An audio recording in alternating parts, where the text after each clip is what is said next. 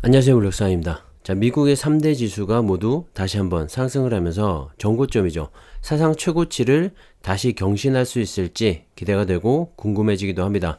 최근에 테이퍼링과 미국 부채 한도 조정 그리고 물가 상승에 따른 주가 조정이 있었죠. 그러면서 3대 지수 모두 고점을 찍고 하락을 하면서 조정을 좀 받았었는데 역시나 조정은 그리 길지가 않았습니다. 10%도 채 빠지지 않고 다시 반등에 성공을 하면서 어느새 정고점을 눈앞에 두고 있는 모습인데요. 자, 우리나라 코스피와 코스닥의 이 조정폭이 깊은 것과 비교해보면 역시 미국 주식이 정답이 아닌가라고 다시 한번 생각을 합니다.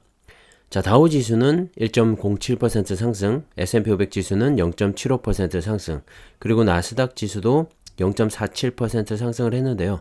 다우 지수 같은 경우엔 9월 달에 4.3% 하락을 했었는데 이달 들어서만 4.3% 오르면서 지난 8월 16일 날 기록했던 사상 최고치를 1%도 남겨놓고 있지 않게 되었습니다. 자, 이 정도 추세라면 당장 오늘 장이 열리면 또다시 사상 최고치를 경신할 수도 있는 상황인 것이죠. S&P 500 지수 역시 종고점 대비 1.45% 낮은 수치이고 나스닥 지수도 9월 7일에 기록했던 이 사상 최고치보다 3.1% 낮은 수준인데요. 자, 여러분, 언제 이렇게 많이 올라와 버린 거죠? 자, 지금도 시장은 어수선합니다. 여러 가지 이슈들이 산재하고 있죠. 테이퍼링을 비롯해서 원유와 국채 금리 인상까지 시장에는 여전히 불확실성과 위험성이 존재합니다. 하지만 미국의 주가는 그 모든 것을 극복하면서 다시 올라오고 있는 그런 모습이죠. 자, 그래서 미국 지수 추종 ETF를 계속해서 추천을 드리는 거고요. 중장기 투자 시에는 안정적으로 모아가기에 정말 정답이지 않을까 하는 생각입니다. 자, 빠질 때도 그저 꾸준히 모아간다면 저가의 수량을 늘릴 수 있기 때문에 상승 전환 시에는 더 큰 수익을 노려볼 수가 있습니다. 참고하시면 좋을 것 같고요. 자, 최근에 이 원유와 천연가스 등 원자재 가격의 상승에 따른 인플레이션, 즉 물가 상승의 우려가 대두되는 가운데 소비와 성장은 멈추거나 낮아지게 되는 스태그플레이션을 우려하는 목소리가 나오기도 했는데요. 자, 9월 미국의 소매 판매 지수가 발표가 되었는데 8월 대비 0.7%가 상승을 했고 시장의 예상치인 0.2%보다도 더 높게 발표가 됐습니다. 자, 이 말은 미국에서 현재 소비가 늘어나고 있다는 말이고요. 경기가 살아난다는 반증이기도 하죠. 소매점 등에서의 신용카드 사용액은 8월 대비 1.5% 증가를 했고 식당과 술집에서의 지출도 전달 대비 2.3%나 늘어났다고 합니다. 13개 소매 부분 중에서 11개 부문이 증가세를 보였다고 하는데 자, 최근에 미국의 코로나 감염자 수가 줄어들고 있는 것과도 연관되어 보이고요. 어쨌든 이제는 위드 코로나 시대로 접어들고 있다는 걸 확실히 보여주는 그런 수치가 아닌가 하는 생각입니다. 자동차, 휘발유, 음식 등을 제외한 근원 소매 판매도 0.8% 증가를 했다고 하는데 자, 이렇게 소비가 늘어나면서 경기가 회복세를 보이는 건 정말 다행이지만 시장은 또 한 가지를 우려하고 있는데요. 바로 글로벌 공급난이 더욱더 가중될 것이라는 분석입니다. 자, 소비가 늘어나는 것은 좋지만 최근에 전 세계적으로 반도체 부족 사태 등 여러 가지 이 원자재의 부족 현상들이 일어나고 있죠. 특히 중국은 전력난으로 인해서 공장이 멈춰 서기도 하면서 물가 상승을 부채질하고 있기도 한데요. 자, 이렇게 공급이 수요를 따라가지 못하면서 물가 상승이 지속될 것이라는 우려를 하는 목소리가 많이 나오고 있습니다. 정말 참 복잡하게 얽혀 있다는 생각이 들죠.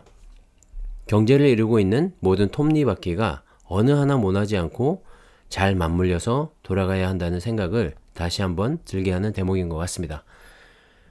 자, 유가와 미 국채 금리는 또다시 상승을 했는데요.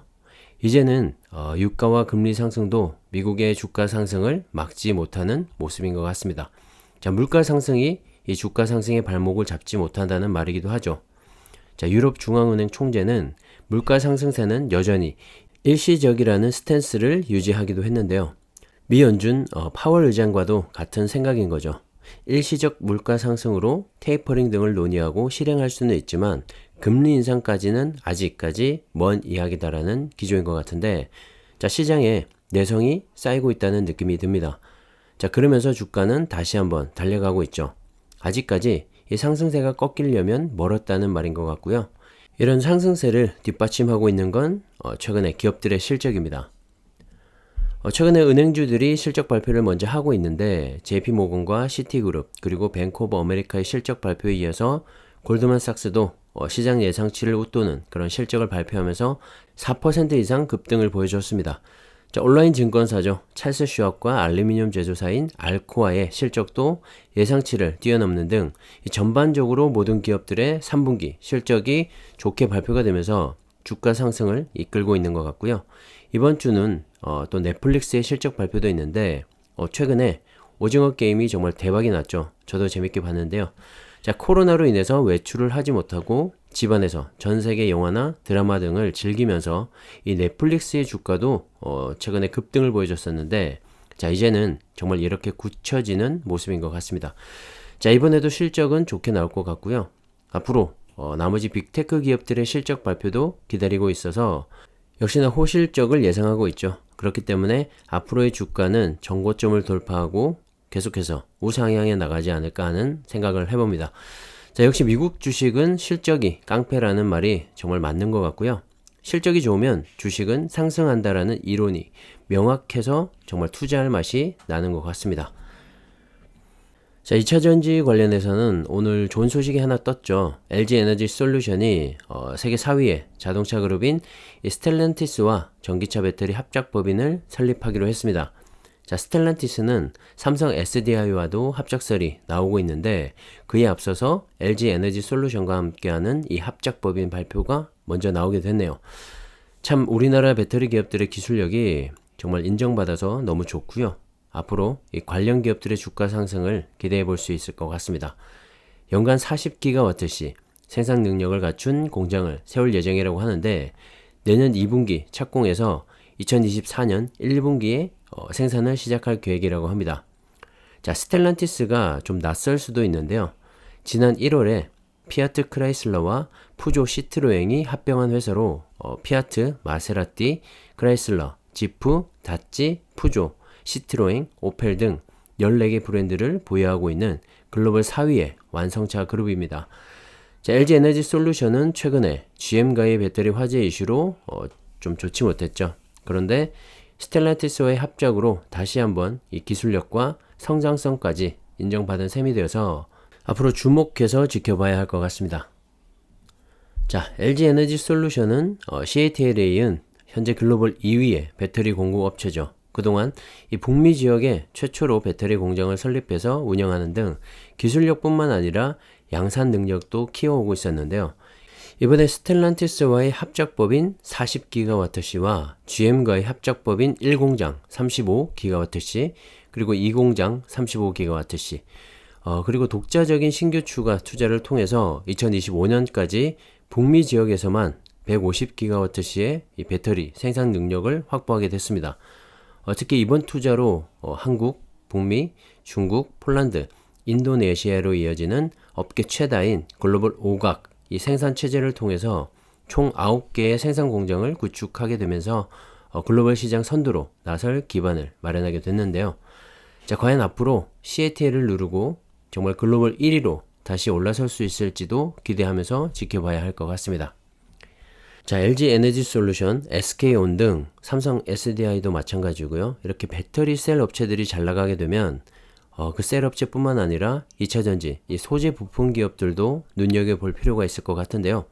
최근에 주가 흐름을 보면 배터리 셀 업체보다 2차전지 관련 양극재, 음극재 등의 이 소재 부품 업체들이 날아가고 있죠. 에코프로 BM, LNF 등을 필두로 해서 대주전자 재료까지 정말 거침없이 올라가고 있는데요. 자, 어쨌든 추천드렸던 2차전지 관련 ETF 내에 대부분 포함되어 있기 때문에 이런 2차전지 ETF만 잘 모아간다면 웬만한 개별 종목보다는 훨씬 더 안정적이면서도 높은 수익을 얻지 않을까 생각을 합니다. 자, 전기차의 확대 보급과 함께 앞으로 어느 산업보다도 수혜를 보면서 크게, 정말 크게 성장해 나가지 않을까 생각을 하고요. 계속 말씀드리지만 올해가 바로 그 성장의 원년이라는 점을 생각하셔서 좋은 투자 하시기 바랍니다. 자, 오늘은 여기까지 하겠습니다. 감사합니다.